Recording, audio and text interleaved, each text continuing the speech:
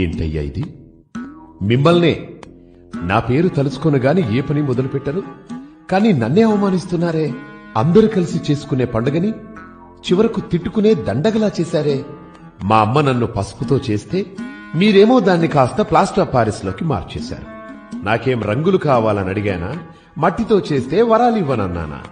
వేదాలలో నన్ను బ్రొటనవేలంత చేస్తే చాలని చెబితే మీరేమో మీ చిత్తం వచ్చినట్టు నా ఎత్తు పెంచేస్తున్నారు. నాకు నాతోటే పోటీ పెడతారా? అన్నా, ఒక్క అడుగుతో మొదలై 60 అడుగులకు చేర్చేశారు. ఒకరిని చూసి ఒకరలా నా ఎత్తు పెంచేస్తుంటే దాన్ని భక్తనుకోవాలా లేక వేలం వెర్రనుకోవాలా? ఎత్తు ఎంతన్నది కాదయ్యా, భక్తి ఎంతన్నది ముఖ్యం.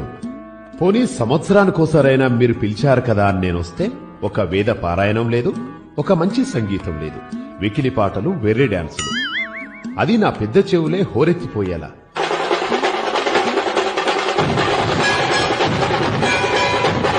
పాపం నా మూషికడు ఆ పాటల హోరికి పారిపోతున్నాడు కూడా.